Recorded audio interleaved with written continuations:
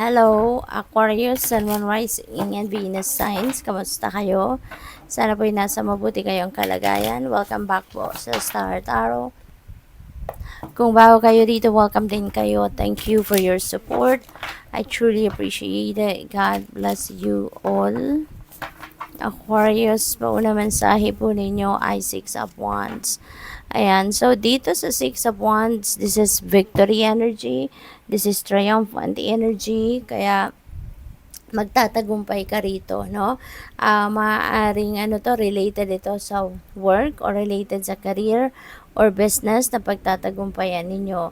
Kaya pwedeng mabibigyan kayo rito ng pwedeng mabibigyan kayo rito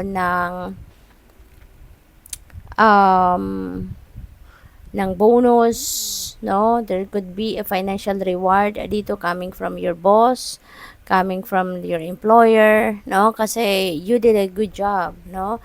You did a great job siguro sa inyong trabaho. Maybe na-accomplish ninyo yung task at hand, no? We have the Lovers.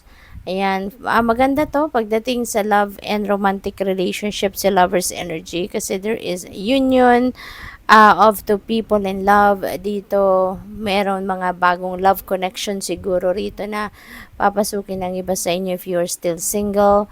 Maaari din na merong magpapakasal na rito. Merong, kung dati na kayong nasa romantic relationship, baka ngayon mas lalo pa kayong magiging loving, passionate with each other, mas lalo pang magiging harmonious ang inyong relationship. So, may growth, kumbaga, no, ang inyong relationship dito for some of you. We have 3 of Pentacles. There is a success na naghihintay sa inyo rito. Probably, related ito sa inyong ginagawa, no, sa inyong trabaho. Maybe, kung ano man ang inyong ginagawa sa ngayon, talagang ginagawa ninyo ito with all your heart. Kaya mabilis ang pag-akyat ninyo patungo sa ladder of success. Maaaring kung ano ang ginagawa ninyo, maybe ginagamit nyo talaga kung ano ang passion ninyo, kung ano yung talent ninyo, kung ano yung God's given gift ninyo, kaya naman ini-enjoy ninyo yung trabaho. And when you are enjoying what you do, diba? When you love what you are doing, mabilis talaga ang pagtatagumpay. Kaya maaring ganon ang ginagawa ninyo. What else? We have 5 of Wands. Siguro na-promote kayo rito or mapopromote kayo because of the job well done. Na-mention ko kanina, yung success, kaya maaari na merong dito, merong mga umaalma, no? Maaaring merong competition sa trabaho, baka yung promotion na yan, gusto rin ng ibang tao dyan na kasama mo sa trabaho. Baka they are also expecting na yung promotion na yan mabigay sa kanila, pero baka sa inyo mabibigay, no? Kaya maaring kailangan mong depensahan dito ang inyong sarili, 'di ba? Hindi mo naman 'to hiningi. Pinagtrabahuan mo 'yan, na-recognize yung trabaho mo, kaya sa iyo binigay, 'di ba? Yung promotion or yung posisyon. We have needing direction. Ang iba sa inyo dito sa Aquarius is needing some kind of direction of where you are heading. Baka ang iba sa inyo rito nalilito kung saan papunta, nalilito kung ano ang gagawin, no?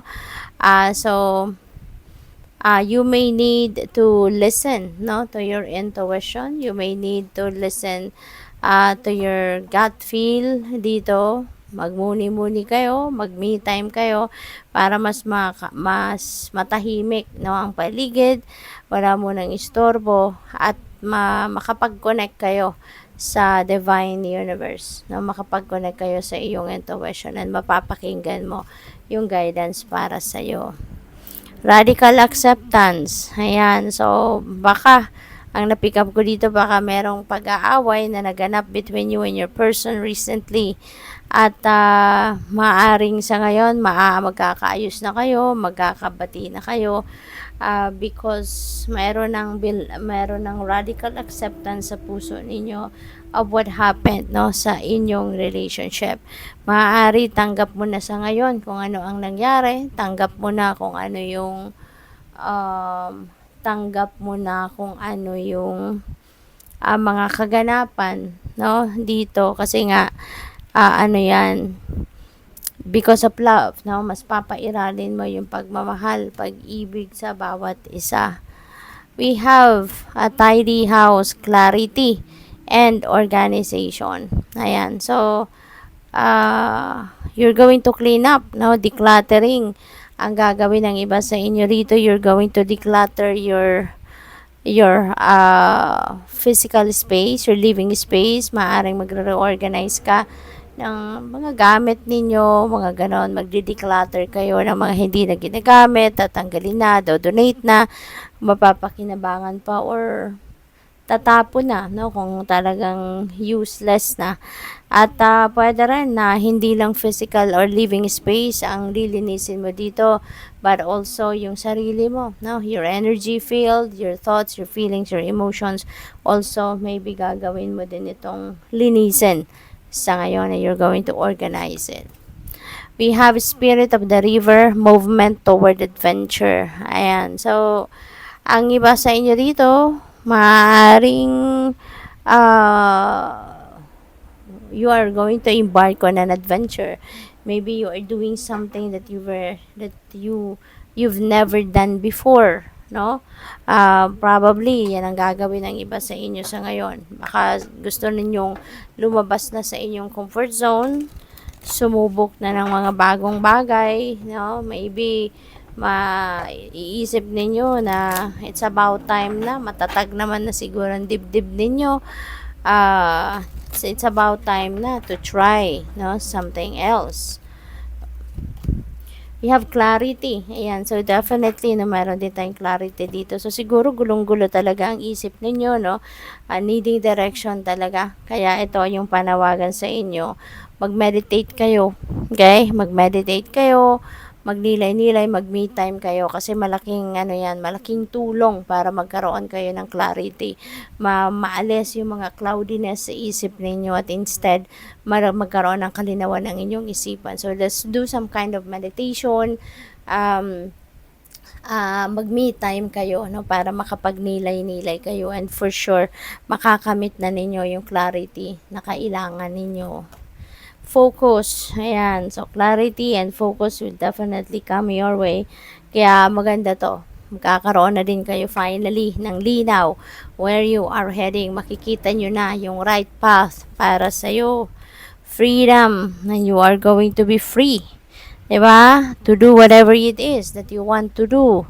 No? So, sa ngayon, wala na siguro, hindi nyo na rin siguro hahayaan, nakontrolin pa rin kayo na kung sino man, or hindi nyo rin hahayaan na gawin, ng mga tao sa inyo, yung mga bagay na imbes na kayo yung kagustuhan ninyo masusunod, napipigilan kayo because of them. So, ngayon, you are going to free up yourself from those restrictive energy, no? What else? We have open. Ayan, be open, no? Be open sa any possibility. Be open sa any opportunity out there. Diba?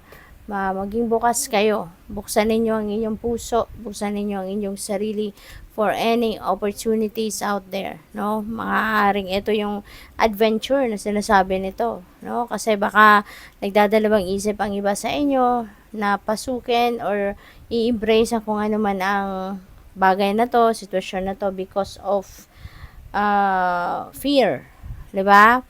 At ngayon, iniimbitahan kayo, no? Buksan ninyo ang inyong sarili para dito sa mga oportunidad na to, even if this is new for you, but no, it's about time na para maging matapang ka ng sumubok ng mga bagong avenues. Good luck. Thank you for watching. Love and light. Namaste.